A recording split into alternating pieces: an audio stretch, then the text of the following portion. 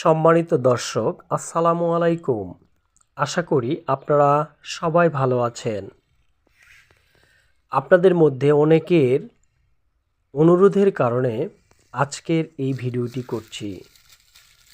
দর্শক, মরিচ চাষে সঠিক এবং সম্পূর্ণ একটি পরামর্শমূলক ভিডিও এটা হতে যাচ্ছে, যেখানে সম্পূর্ণ তথ্য উপাত্ত নিয়ে কিভাবে মরিচ চাষ করলে লস হবে না এবং ভালো করা যাবে, এ টু জেড চাষ পদ্ধতি এখানে আলোচনা করার চেষ্টা করছি। তো দর্শক, চলুন আমরা ভিডিওতে মরিচ গাছগুলো একটু দেখে নেই। প্রিয় দর্শক, আপনারা যে মরিচ গাছগুলো দেখতে পাচ্ছেন, এই মরিচ গাছগুলো থেকে প্রায় 8 থেকে 10 বার হারভেস্ট করে ফেলেছি। তার মানে এই গাছগুলো আমার জুলাই মাসে রোপণ করা। তাহলে July, August, September, October, November, December, আজকে 16ই ডিসেম্বর। তাহলে দর্শক দেখুন, এদিকে 6 মাস আমরা অতিক্রম করতে চলেছি। আমরা ইতিপূর্বে শুনেছি যে মরিচ গাছ 8 মাস পর্যন্ত ফল দেয়। প্রিয় দর্শক, আমরা এই ধারণাটাকে বদলে দিতে চাই। সাতাজিগ্রো দীর্ঘদিন ধরে বিভিন্ন চাষাবাদের উপরে পরীক্ষা নিরীক্ষা করে তারা বাস্তব যে জিনিসগুলো পেয়েছে, মরিচ চাষ তার ভিতরে আমরা আপনাদেরকে যে রেজাল্টটি দেখাচ্ছি, সেখানে 8 মাস না, যদি গাছে কুকরি না লাগে তাহলে 1 বছরের অধিক সময় পর্যন্ত মরিচ হারভেস্ট করা যাবে। প্রিয় দর্শক, সেটার জন্য একটা নিগুড় পরিচর্যার দরকার। এই বিষয়টি মাথায় রাখবেন। আপনি যেমন পরিচর্যা করবেন তেমন কিন্তু ফল পাবেন। দর্শক, জাতেরও একটি ব্যাপার আছে। বাংলাদেশের প্রেক্ষাপটে মরিচ প্রায় 3 রকমের পাওয়া যাচ্ছে। একটা হচ্ছে সাদা, আর একটা হচ্ছে কালো, আর একটা হচ্ছে সাদার থেকে একটু লাইট গ্রিন। মানে একটা হচ্ছে ডিপ গ্রিন, যেটা বোতল গ্রিন বলে কালো, আর একটা হচ্ছে লাইট গ্রিন, যেটা সবুজের থেকে একটু কম সবুজ, আর একটা হচ্ছে একেবারে হালকা সবুজ, যেটা সাদা বলা হয়। তাহলে দর্শক, এই সাদা কোয়ালিটির মরিচটার দাম বাজারে একটু কম থাকে। তার থেকে একটু যদি গ্রিন হয়, মানে ওটার থেকে একটু বেশি সবুজ, সেটার দাম একটু বেশি থাকে। আর যেটা একেবারেই বোতল গ্রিন, মানে একবারে যেটা কালো, সেটার দাম সর্বোচ্চ থাকে। কালোর ভিতরে আবার 2টা জাত থাকে, একটা হচ্ছে চিকন আর একটা হচ্ছে মোটা। দর্শক, এই জাতগুলোর জন্য আপনাদেরকে একটা সুন্দর বীজতলা কিন্তু করে নিতে হবে, যেখানে জাত নির্বাচন করার পরে ভালো বীজতলা করে নিয়ে বীজ করতে হবে। প্রিয় দর্শক, আমরা একটি দৃশ্য আপনাদের সাথে শেয়ার করতে যাচ্ছি। কাজ করতে গিয়ে যদি সহজ না হয় তাহলে কিন্তু কাজ করা যায় না। তো দর্শক, বর্তমান সময়ে যেহেতু আমরা মালচিং দিয়ে মরিচ চাষ করছি, তাই এমন একটা যন্ত্র নিয়ে সেখানে যদি আপনি কয়লা জ্বালায়ে এরপরে ওটাটাকে যদি হিট করে নেন এবং এভাবে মালচিংয়ে যদি ঠেক দেন, দর্শক, খুবই সহজেই একটা সুন্দর ছিদ্র করা যাবে। যেহেতু আমরা বাণিজ্যিক পদ্ধতিতে চাষাবাদ করতে চাই বা করি, সেখানে প্রযুক্তির ব্যবহারও যখন হচ্ছে, তখন কিভাবে সহজে করা যায়, অধিক সময় ফলন নেওয়া যায় এবং খরচ কমানো যায়, ইনকামটাকে বৃদ্ধি করা যায়, এই বিষয়গুলো খেয়াল রাখতে হবে। প্রিয় দর্শক, যা কথা তাই কাজ, আমি কিন্তু করিয়ে দেখিয়ে দিচ্ছি।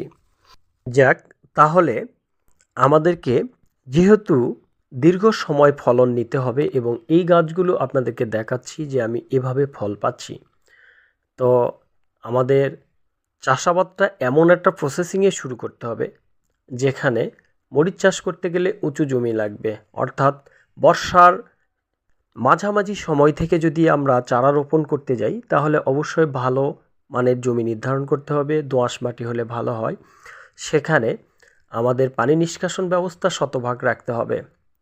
আর 30 থেকে 35 দিন বয়সের চারা সেখানে সুন্দরভাবে যদি আমরা চারা বীজতলাতে ভালো করে পিজিআর দেই, মানে প্রোটোজিম দিয়ে চারাকে যদি ভালো গ্রোথিং নিয়ে আসতে পারি, এরপরে সে চারাটা যখন আমরা বীজতলাতে দেব তখন আরেকটি বিষয় খেয়াল রাখতে হবে দর্শক, এনপিপিএস দিতে পারেন, ভিটামিন মিনারেলস সব কিছু ভালো করে গাছকে দিয়ে খাদ্য সাপ্লিমেন্ট ভালো করে দিতে হবে, ভালো মানের জৈব সার দিয়ে করতে হবে। সেই চারাটা বীজতলা থেকে নিয়ে এসে যখন জমিতে রোপণ করবেন, জমিতেও ভালো মতো আপনার খাদ্য দিতে হবে, যেখানে ভালো মানের জৈব সার দিবেন। আমরা 27 গোল্ড দিই, যেটা আমাদের নিজস্ব একটা মানে সুপার পাওয়ার একটা মাল্টি মিক্স সার। সেটা দিলে আমরা গাছের গ্রোথিং দীর্ঘ সময় ধরে রাখতে পারি এবং ভালো করতে পারি। তাই আপনারা যদি পারেন 27 গোল্ড দিবেন, আর যদি না পারেন তাহলে জৈব সার দিবেন এবং বাজারের আরও যেগুলো সার আছে রাসায়নিক সেগুলো দিবেন। তো যাক, মাটিটাও শোধন করে নেওয়ার চেষ্টা করবেন ট্রাইকোডার্মা দিয়ে। দর্শক, এরপরে চারা রোপণ করার পরের থেকে আপনি একটি নিগুড় পরিচর্যা করতে হবে, যেটা হচ্ছে গাছকে কুকরি লাগতে দেওয়া যাবে না। তাহলে কুকরি যেন না লাগে এই জন্য আমাদের মরিচ চাষে ব্যাপক একটা ভয় আছে। আর এখান থেকে বের হয়ে আসতে হলে আপনাদের বাংলাদেশের যে প্রচলিত কীটনাশক আছে সেগুলোর উপরে একটা দক্ষতা আনতে হবে। যেমন হচ্ছে আপনাদেরকে বলে রাখি, ইমিডাক্লোরোপিড একটা গ্রুপ, এই গ্রুপে সমস্ত পোকা নিধন করা যায়। তাই দর্শক, এই ইমিডাক্লোরোপিড 70 WGর ব্যবহারটা কতটুকু হবে এটা আপনার গাছের সাথে দীর্ঘ সময় পরীক্ষা নিরীক্ষা করে আপনার একটা অভিজ্ঞতা নিয়ে আসতে হবে। আমরা 16 লিটার পানিতে 2 গ্রাম থেকে শুরু করি, 2 গ্রাম, 3 গ্রাম, 4 গ্রাম পর্যন্ত দেওয়া যায়। এটা দিলে সাদামাছি, থিপস, মাকড় সব দমন হবে। দর্শক, একটি গ্রুপ বারবার দিলে গাছের ক্ষতি হবে, তাই আপনাকে আবার পরিবর্তন করতে হবে। বাংলাদেশের প্রেক্ষাপটে ক্লোরোফেনাফায়ার এই গ্রুপটা মরিচ চাষের জন্য ভালো সহায়ক হচ্ছে, যেটা হচ্ছে জ্যাংমাং কোম্পানির টেম্পেস্ট, ন্যাশনাল কোম্পানির ফ্যানজেট, হেকেম কোম্পানির ডাইমেনশন। এরপরে গিয়ে আপনার পদ্মা কোম্পানির বেনাপোর। এই যে ওষুধগুলো আছে ক্লোরোফেনাফায়ার গ্রুপটি, এরপরে এই যে ইমিডাক্লোরোপিড গ্রুপ, এরপরে থায়ামেথাক্সাম গ্রুপ, এই গ্রুপগুলো দিয়েই সব পোকা দমন করা যাবে। এছাড়া আপনাকে এর সাথে মাকড়নাশক অ্যাড করতে হবে। মাকড়নাশক ভার্টিমিক দিতে পারেন, এসিআইয়ের অ্যাকামাইড দিতে পারেন, অটোর সানমেকটিন দিতে পারেন, তবে ভার্টিমিক ভালো কাজ করে। এছাড়া আছে বায়ারের ওবেরন, ভালো কাজ করে।